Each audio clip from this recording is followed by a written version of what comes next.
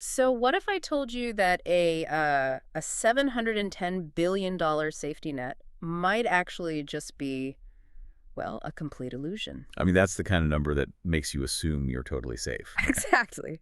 Picture an economy that has basically been the absolute darling of the global stage for years now. You know the kind we're talking about. Whoa, absolutely. The classic emerging market success story. Right. Cruising on this massive wave of unbridled optimism, fueled by a demographic dividend, surging foreign investment, and, most importantly, incredibly low energy Yeah, prices. cheap energy is the secret sauce there. It really is. It's like this high-speed train on a perfectly smooth, perfectly straight track. But now I want you to imagine a massive, unforeseen geopolitical shockwave hitting that exact track dead center. Which changes the math on literally everything. Yeah. Suddenly, the train is rattling, the brakes are screeching, and everyone on board is just sort of looking out the window, wondering if the bridge ahead is actually still intact. It is the absolute definition of a macroeconomic stress test. Yeah. I mean, everything you thought you knew about the trajectory of that train, the structural integrity of that bridge, it's suddenly all up for debate. Totally. When you look at the raw data coming out right now, the reality of the situation just hits you very quickly. We are looking at an economy that was flying incredibly high right until a single commodity threatened to bring it to a devastating stall speed. And unpacking that specific vulnerability is our mission today. We are looking at a highly detailed, frankly sobering strategy deep dive from Bernstein. It's titled India Strategy: How Bad Can It Get From Here? A very cheerful title. Right, very uplifting. But we're going to figure out exactly how prolonged high crude oil prices and spiking inflation are threatening India's growth outlook. Yeah. But more than that, we are going to break down what this actually means for you, the listener. Because whether you are, managing a portfolio, running a business, or just trying to understand how a conflict thousands of miles away can dictate the price of your groceries. Or the interest rate on your mortgage, for that matter. Exactly. It all connects. It's a crucial exercise in understanding global interconnectedness. Let's just look at the immediate facts on the ground for a second. The Nifty 50, which, for listeners outside of India, is the benchmark stock market index, essentially India's equivalent to the S&P 500, is already down 12% year to date. 12%? That's a massive haircut. It's huge.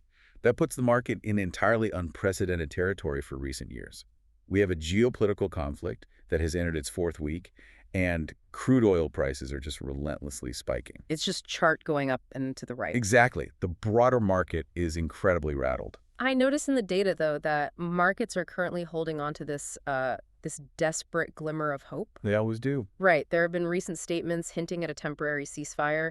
You can almost feel the collective breath holding. Markets naturally want to cheer for that quick off-ramp. Of course. They want to believe that if the political tension breaks tomorrow, the economic tension just magically breaks the day after. What's fascinating here is how incredibly quickly a macro narrative can shift, but also, and this is the kicker, how stubborn the underlying physical realities can be. Okay, unpack that a bit. Well, yes, the market wants the quick off-ramp.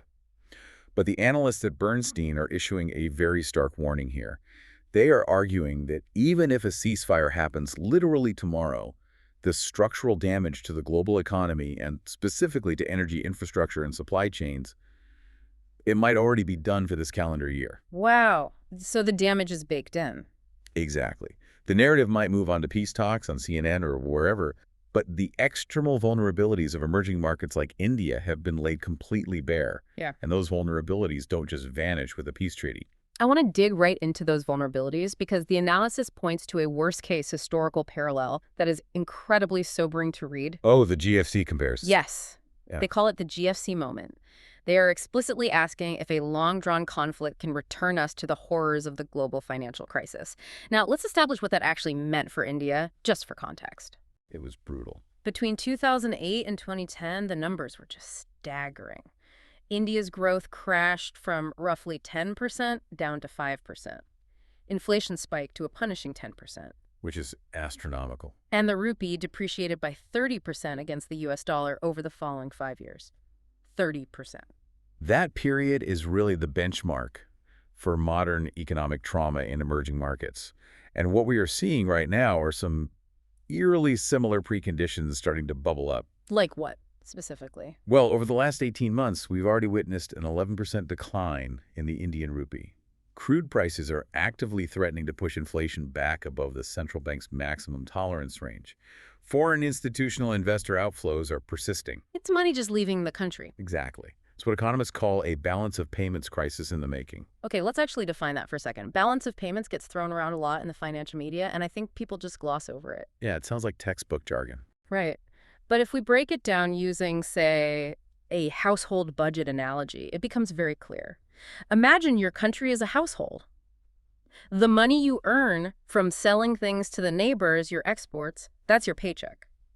Makes sense. And the money you spend buying things from the neighbors, like oil, electronics, machinery, that's your living expense.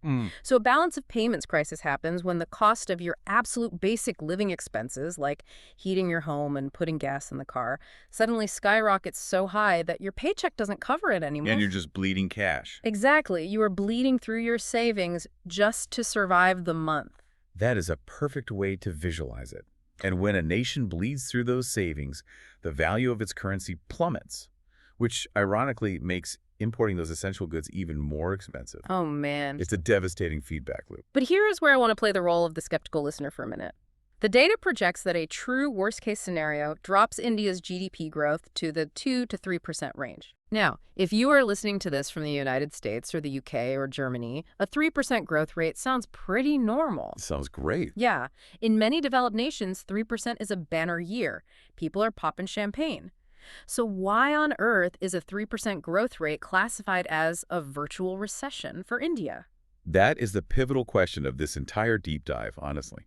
You have to understand the specific mechanics of a rapidly emerging economy compared to a mature, developed one. Okay. In a developed economy like Germany or Japan, the population is largely stable, or even shrinking in some cases. The fundamental infrastructure, the highways, the power grids, the broadband networks, it's largely already built. The heavy lifting is done. Exactly. Credit markets are mature. In that environment, 3% growth represents healthy incremental wealth creation. Right. It's like adding a nice new sunroom to a mansion that is already fully built and totally paid off. Precisely.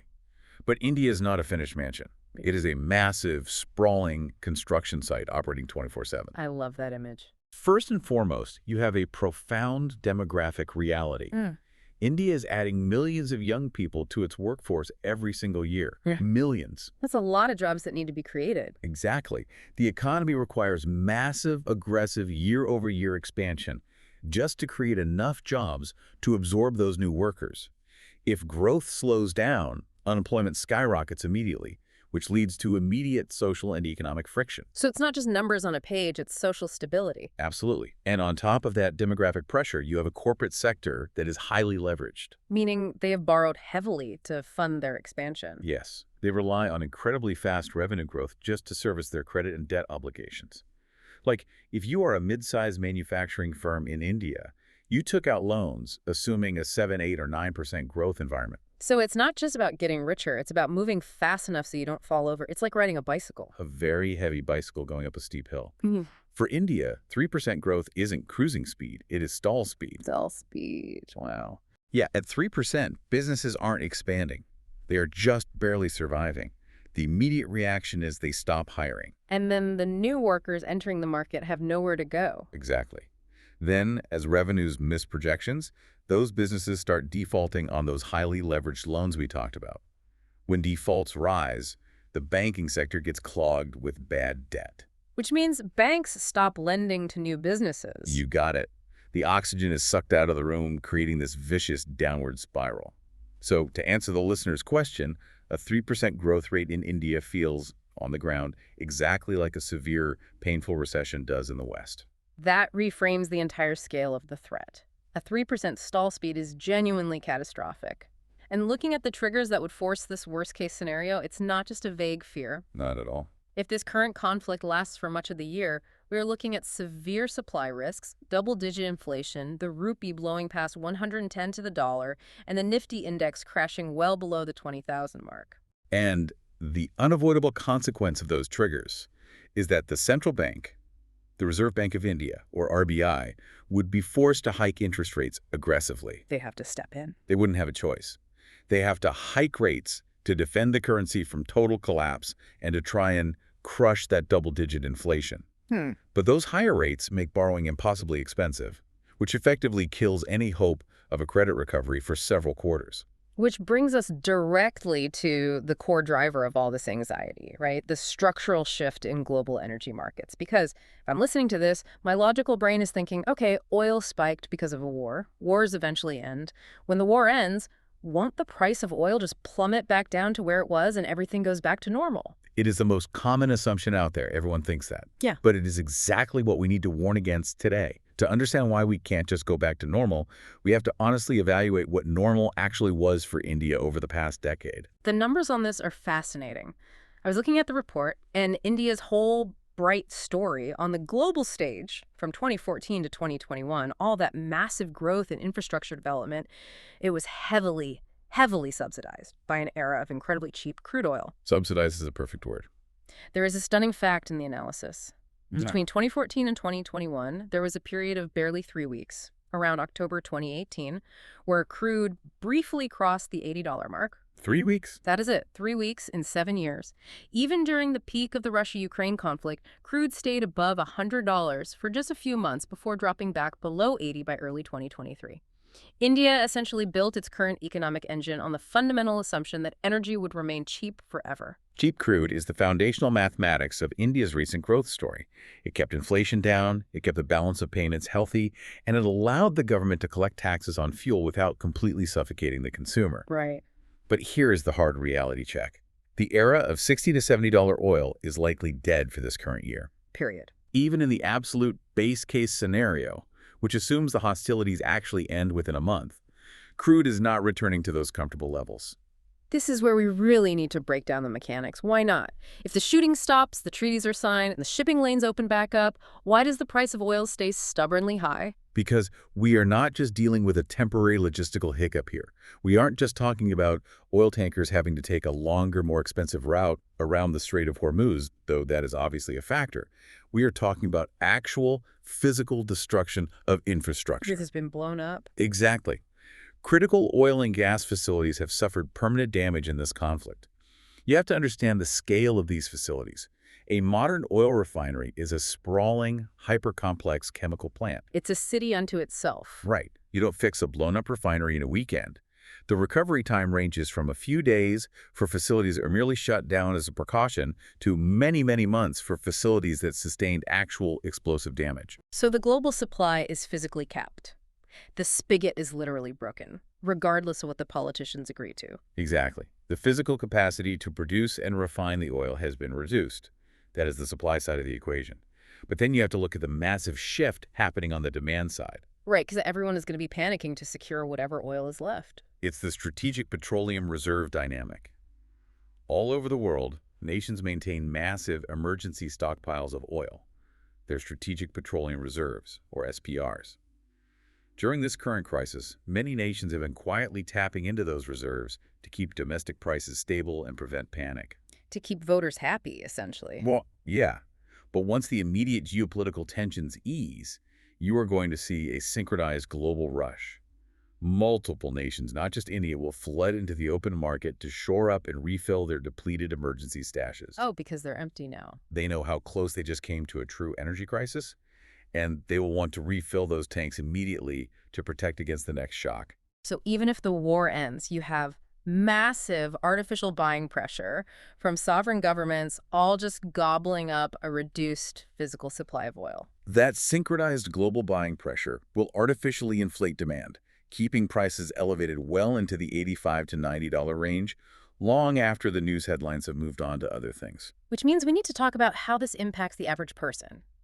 It's one thing to talk about global benchmarks, Brent crude and strategic reserves on a macro level, but how does an elevated crude price physically reach into the pocket of a consumer in Mumbai or Delhi or Bangalore?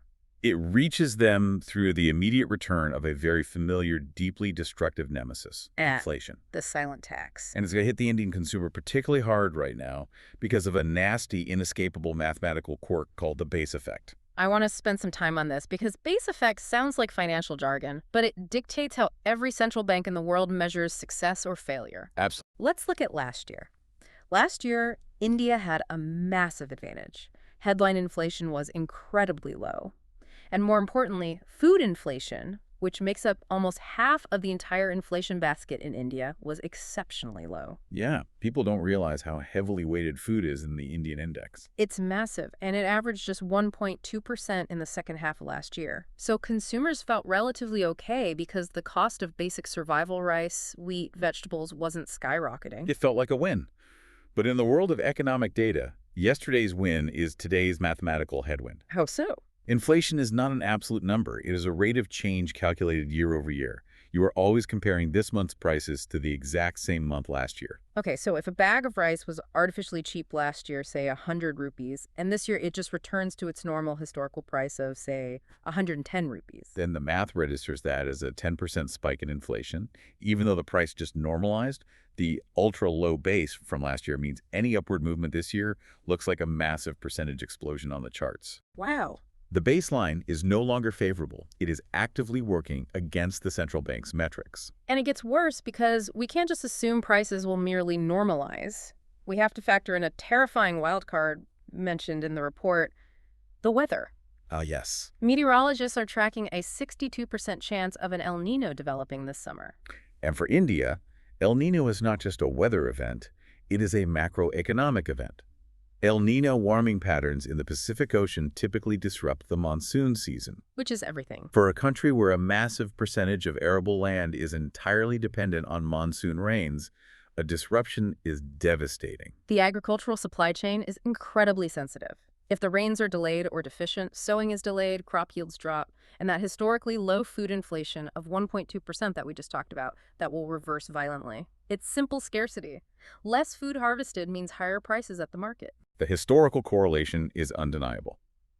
If El Nino materializes and disrupts the harvest, combined with the base effect we just discussed, the resulting food price spike could push overall inflation well beyond the RBI's 6% maximum tolerance band for the first time in 17 months. But let's look beyond food. Let's look at what economists call core CPI, core consumer price index, because the data goes to great lengths to separate this out. Right. Core CPI technically excludes food and fuel. It's meant to measure the underlying sticky inflation in the economy. So if we exclude the price of petrol and diesel at the pump, how does a spike in crude oil still manage to drive up core CPI? It feels like a hidden tax that you literally cannot escape. It is entirely a hidden tax. If you do a deep dive into the atomized index, removing all direct housing fuels, petrol, and diesel to look at the pure core, what you find is that crude oil sneaks into absolutely everything you buy, touch, and consume. I was thinking about this earlier. I realized my entire morning routine is basically a crude oil derivative. Oh, for sure. The plastic bristles on my toothbrush, the packaging of my food, the synthetic fibers in my workout clothes. If you don't own a car, you might think you are immune to oil prices. You are never immune.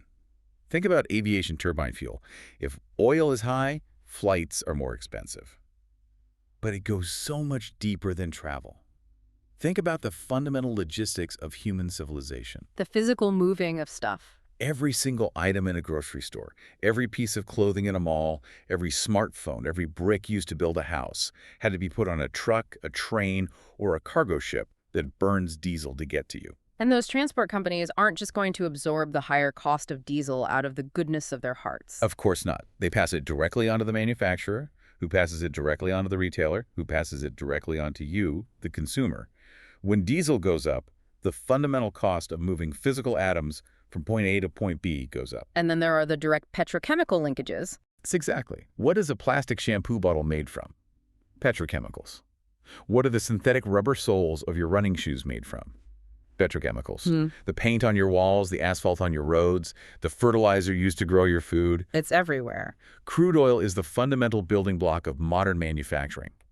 And there is a very hard empirical data point to prove this unavoidable linkage. An analysis of the last decade, spanning 12 different petrol price hike cycles, shows a brutal consistency. What's the number? Every single time petrol prices are hiked, the overall CPI goes up by an average of 0.7%. That is staggering. A 0.7% jump in total inflation just from the systemic ripple effect of a standard petrol hike cycle. So we have domestic inflation effectively locked in between the base effect, El Nino, and this hidden petrochemical tax. But India doesn't exist in a vacuum. Let's look outward. So if the average consumer is getting squeezed by hidden petrochemical taxes on their shampoo and groceries, The country as a whole is experiencing the exact same squeeze on a macroeconomic scale when it tries to balance its global checkbook. That brings us back to the balance of payments, specifically India's trade woes. When you have a country that imports the vast majority of its crude oil, elevated energy prices and massive trade deficits go hand in hand. They're tethered together. India has to pay significantly more dollars to buy the exact same physical volume of oil just to keep the lights on and the trucks moving. This causes an immediate, massive surge in the merchandise trade deficit. We saw this exact pattern prior to the GFC in 2008. We saw it from 2011 to 2014, and we saw it after the invasion of Ukraine. So it's a known quantity. It is a historical certainty. The money hemorrhaging out of the country for physical goods skyrockets. But India usually balances that out, right? When people think of the Indian economy globally, they don't just think of imports, they think of services. India is famous for its services exports, IT, software development, global consulting. Right. Doesn't the massive influx of dollars from the services surplus cover the extra cost of the imported oil? Normally, it acts as a very strong, reliable shock absorber. It's what keeps the whole system afloat. Yeah. But right now, we're looking at a highly dangerous imbalance forming. Uh-oh. While the goods deficit is guaranteed to surge due to expensive oil, the services surplus is facing profound headwinds. It is likely to stagnate or potentially even shrink. Why would it shrink? If Indian engineers are still writing world-class code and providing vital IT infrastructure, why does the revenue drop? Because you have to look at who is writing the checks for those services. Net software exports make up nearly 80% of India's entire services surplus. And the primary customers for those exports are massive corporations in the United States and Western Europe. The big tech firms and banks. Yeah. If the U.S. is embroiled in a long geopolitical conflict, or if sustained high global interest rates trigger a long, grinding corporate downturn in the West, the psychology of the Western CEO changes. Right, they move from expansion mode to survival mode. Exactly. And what is the absolute first thing a U.S. corporation cuts when they are tightening their belt? It's often discretionary IT spending, system upgrades, and outsourced consulting projects. They just push it all back a year. They delay the new software rollout. They freeze hiring for external contractors. If the U.S. corporate sector catches a cold, India's services surplus gets pneumonia. We last saw this services surplus shrink significantly during the global financial crisis for this exact reason. Okay, so more money is bleeding out for oil, and less money is coming in from IT services. That is a textbook squeeze. It really is. But here's where I want to challenge the premise, using a massive reassuring number that gets thrown around in the financial press constantly. India has foreign exchange reserves of around $710 billion. Yeah, the famous $710 billion. $710 billion. That sounds like an absolutely massive, impenetrable fortress of cash. If India has $710 billion sitting in the bank, why are analysts sweating over a balance of payments issue? I look at that $710 billion number and I see a very different picture. If we connect this to the fundamental mechanics of how a central bank actually operates, you'll see why that headline number is, well, it's an illusion of safety. It looks great on a billboard. But when you look under the hood, the engine required to actually fight a currency crisis is much, much smaller than you think. I noticed something alarming about the foreign currency assets when I looked at the breakdown. Take us through how those reserves are actually composed. The total reserve number is a basket of different assets. But the most critical component, the absolute lifeblood of currency defense, is the FCA, the foreign currency assets. Okay. This is the actual highly liquid cash, predominantly U.S. dollars and U.S. Treasury bonds, that the Reserve Bank of India can readily and instantly use to intervene in the open market. Meaning, if foreign investors are panicking and selling their Indian rupees, causing the value of the rupee to crash, the RBI physically steps into the market, takes U.S. dollars out of the FCA, and uses them to buy rupees, creating artificial demand and stabilizing the price. Precisely. You need liquid dollars to fight a dollar-based fire. But the data highlights that the FCA is currently down to roughly $555 billion. It is actually lower in absolute terms than it was back in 2021. Wait, really? Yes. And more importantly, the share of FCA within the total reserves has plummeted. It has gone from over 90% of the total in 2021 to under 78% today. Wait, the math on that is wild.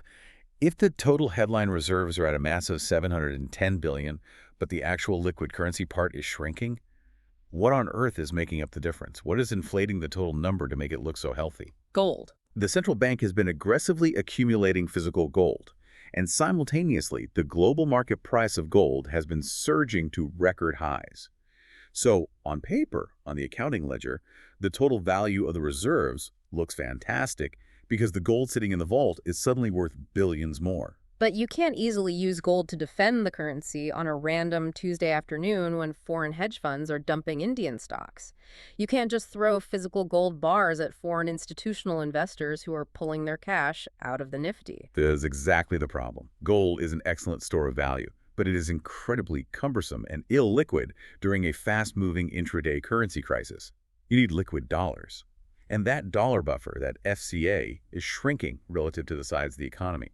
To make matters worse, we have to look at a metric called import cover. Which measures how many months of standard imports the country could pay for using only its current liquid reserves, assuming all other income stopped. Right, it's the ultimate doomsday clock metric for a nation's economy. And India's import cover has dropped to under 10 months. Wow, under 10 months. That is nearing a multi-decade low. Mm-hmm. To put that in perspective, only the incredibly fragile, crisis-prone period of 2011 to 2015 saw import cover values drop below 8 months. So the safety net is mostly made of gold, which isn't liquid enough to stop a market panic. And the actual cash buffer is dwindling just as the import bills for oil are about to skyrocket. That is a terrifying combination. Just the perfect storm. Which brings us directly to the inevitable consequence: a currency collapse and the death of rate cuts. It is the logical, unavoidable consequence of everything we've just discussed. Yeah. When a central bank lacks the overwhelming liquid cash buffers to fight off these massive global headwinds, they have to let the currency take the hit. They simply cannot afford to drain the FCA to zero, defending an artificial exchange rate. The projections map out a very realistic, data-driven path to the rupee breaching 98 against the dollar this year. 98. Yeah. For anyone watching the currency markets over the last few years, 98 feels like a psychological breaking point. How do we get to such a severe depreciation so fast? It comes down to the current account deficit, or CAD. The analysis expects the Q4 CAD to slip back to a deficit of 2.5% of GDP. We already talked about the massive trade imbalance importing incredibly expensive oil while IT exports stagnate. But there is another crucial human factor in the current account: remittances. The money sent home by Indians working abroad, it's a massive influx of capital for the country. It is a vital lifeline. But consider where that money comes from. A massive 40% of all transfer remittances into India originate from the Middle East.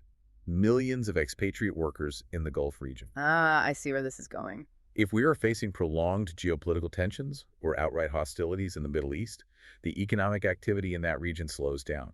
Infrastructure projects halt. Those workers are impacted, their incomes might be disrupted, or they might even be forced to evacuate. Those vital dollar remittances sent back to families in Kerala or Punjab or Gujarat will be significantly muted. So you combine a surging dollar bill for oil, a weak inflow of dollars from IT exports, and a sudden drop in dollar remittances from the Gulf, and the rupee is left completely exposed to the elements. The math simply demands depreciation. With foreign investors continuing to aggressively pull their capital out of emerging markets in a flight to safety, breaching that 97 to 98 level is viewed as only a matter of time if the geopolitical hostilities persist. If you're listening to this and you have a variable rate mortgage, or you were planning to borrow money to expand your small business this year, this is the part of the deep dive you need to be staring at. Because when the currency is under that much structural pressure, it absolutely dictates what happens to domestic interest rates. What does this currency pressure mean for borrowing? It means you need to completely abandon the hope of cheaper money anytime soon. We can look to the bond market to prove this. The bond market is ruthlessly efficient at predicting central bank behavior, and right now we are seeing a rapid flattening of the yield curve. Let's unpack the yield curve for a moment, because that can get dense. Why does a flat curve mean bad news for my mortgage or my small business loan? It's all about the time value of money. Normally, a yield curve slopes upward. Short-term interest rates are low, and long-term interest rates are higher. Why? Because locking your money up for 10 years carries significantly more uncertainty and risk than locking it up for 2 years. You don't know what inflation will be in 10 years? Exactly. Investors demand a higher yield to compensate for that long-term risk. That makes intuitive sense. A 10-year loan should cost more than a 2-year loan. But recently, short-term yields have shot up aggressively to meet the long-term yields. The difference in interest rate between the 10-year government bond and the 2-year government bond has collapsed. It is back to August 2025 levels. The curve has flattened out. What is the bond market signaling when it does that? What do the traders know that the average person doesn't? The bond market is signaling that the central bank is trapped. When short-term yields spike, it means the market believes the RBI will be forced to keep interest rates very high in the immediate near term, To protect the currency. because high interest rates are the only tool they have left to fight off that imported, crude-driven inflation and to offer a high enough return to convince foreign investors not to dump the rupee. So the central bank has to basically bribe investors with high rates to keep their money in the country. Essentially, yes. It means that all the short-term rate cuts that consumers and businesses were desperately hoping for in 2026 have been entirely priced out of the system. They are dead on arrival. And what is the ultimate cost to the broader economy if those rates stay high? The cost is immense. High, sustained interest rates act as gravity on economic growth. Businesses simply cannot afford to borrow the capital needed to build new factories or hire new workers. And consumers. Consumers cannot afford the monthly payments on new car loans or home mortgages, so they stop buying. This environment effectively suffocates any potential credit recovery. The projections state that this sustained high-rate environment will ultimately shave a full 1% off India's annual GDP growth. A full 1% haircut to national GDP. And that is just in the base case scenario, where the war theoretically ends in a month. If the conflict drags on, we are right back to that 3% stall speed virtual recession we talked about at the very beginning. The cycle feeds on itself. It does. Which brings us to the ultimate question for anyone managing capital. How do these massive swirling macro forces actually translate to the equity markets? Here's where it gets really interesting as we pivot to what this actually means for equity markets and the Nifty index. Yeah, this is where the rubber meets the road. This is where we need to look at the 4 specific economic scenarios mapped out in the data. Because we aren't just left with vague doom and gloom, we have a meticulous breakdown of what happens to the Nifty index under different timelines. This is crucial because right now, geopolitics are completely overriding traditional fundamental valuations. You can't rely on a company's historical performance when the ground beneath them is shifting this violently. Bernstein maps out these trajectories based almost entirely on the timeline of the geopolitical conflict. Let's walk through them, starting with the bull case. This is the absolute most optimistic scenario, assuming we see clear, definitive de-escalation in 2 weeks. Crude oil cools down quickly. In this scenario, the target for the Nifty is 27,500. Now, 27,500 sounds great compared to a crash, but there is a very sobering realization hidden inside this so-called bull case. It is a very muted bull case. Even this absolute best case scenario represents a 2% cut from what analysts were targeting at the start of the year.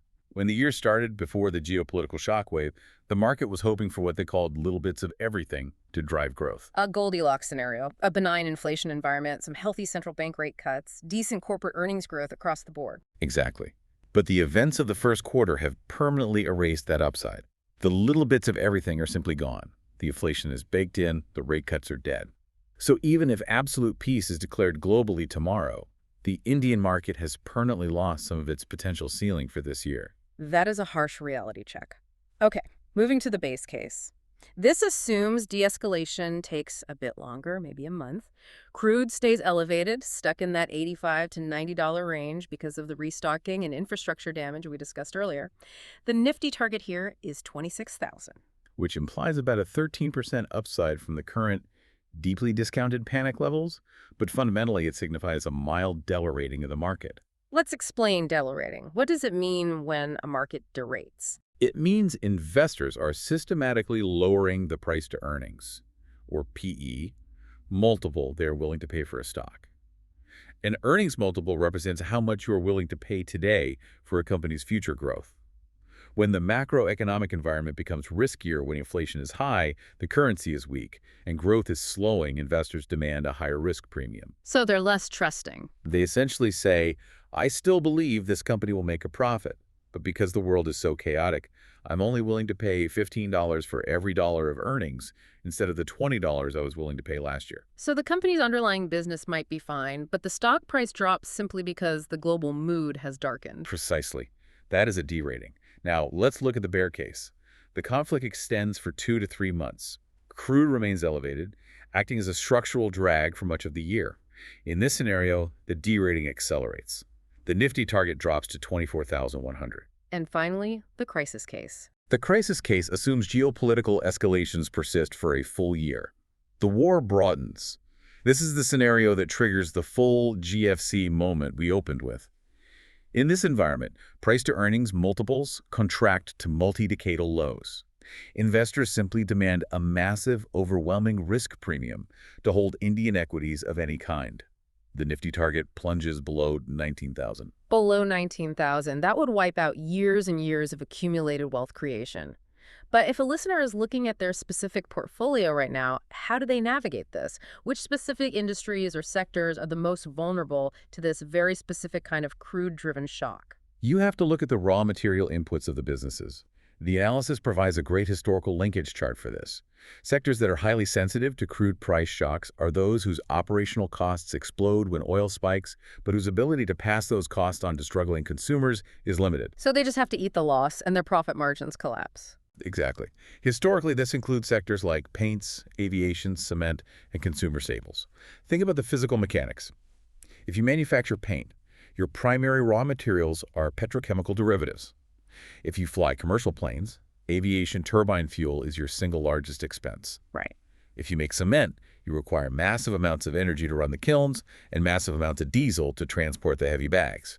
If you make soap and shampoo, your packaging is plastic and your transport costs surge.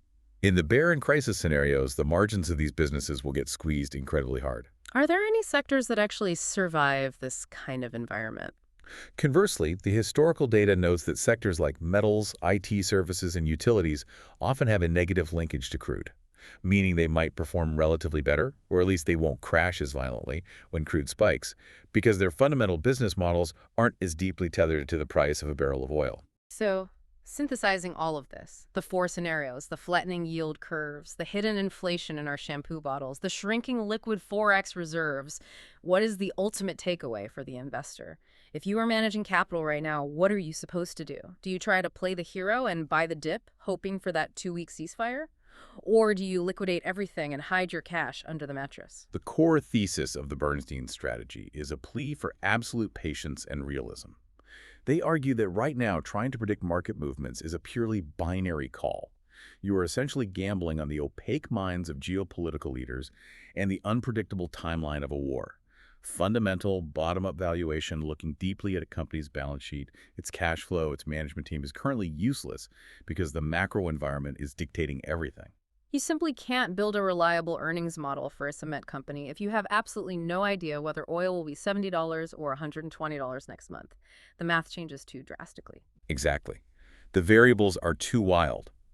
Therefore, the official recommendation is to stay away from the broader markets for now. They retain a neutral stance overall. They explicitly advise investors to wait out the volatility. Do not try to be the hero. It's like trying to board a moving train. The few seconds you might save by jumping on early are massively outweighed by the catastrophic risk of slipping and falling under the wheels. You just wait for the train to come to a complete stop at the station. That is the perfect analogy. Wait until there is a clear, definitive, and measurable de-escalatory ramp before committing new capital. The risk-reward ratio simply does not justify aggressive, speculative buying until the geopolitical dust actually settles and you can see the tracks again. This has been an incredibly intense, eye-opening journey through the mechanics of the global economy. Let's take a breath and quickly recap how we got here, because the chain of causality is fascinating. We started by looking at what seemed like a simple, isolated event, a sudden spike in oil prices due to a headline conflict. And then we peeled back the layers. Exactly. But by digging into the mechanics, we realized we are actually watching deep structural shifts in global energy infrastructure and global demand. We uncovered the hidden mathematical tax of core inflation that uses petrochemicals to sneak into absolutely everything we buy. Yep, the hidden tax. We stripped away the comforting illusion of a $710 billion Forex reserve to reveal a dwindling supply of actual, usable liquid dollars just as the nation needs them most. And we saw how the resulting gravitational pull on the currency has effectively killed the dream of interest rate cuts, threatening to shave off a full % of GDP and force the equity market into a perilous holding pattern. It truly is a masterclass in macroeconomic vulnerability. It shows how a single, powerful external variable, the price of crude, can completely unravel a highly complex, interconnected, and previously optimistic domestic growth story. It really does. And looking at all this data, tracing these vulnerabilities back to their source, it leaves me with a final lingering thought. It's something that wasn't explicitly written in the reports, but it screams from between the lines of every chart we looked at. What's up? Well, we opened this deep dive by picturing a high-speed train hitting a geopolitical shockwave. We've examined the wreckage, and it raises a profound, almost philosophical question about the future of the global economy. If a single geopolitical conflict happening thousands of miles away and the resulting spike in a single physical commodity can instantaneously erase years of an emerging market's growth trajectory, decimate its currency stability, and unilaterally dictate its domestic interest rate. The vulnerability is immense. Are we entering an era where true economic sovereignty is essentially impossible for any nation that does not physically control its own energy destiny? That might just be the defining geopolitical question of the next decade. As long as you rely on the rest of the world for the power to run your country, your economic fate is never truly your own. Something heavy to mull over as you watch the headlines and the prices at the pump this week. Thank you for joining us on this deep dive into the realities of global market interconnectedness. Keep questioning the headlines, keep looking deeper into the data, and we'll see you next time.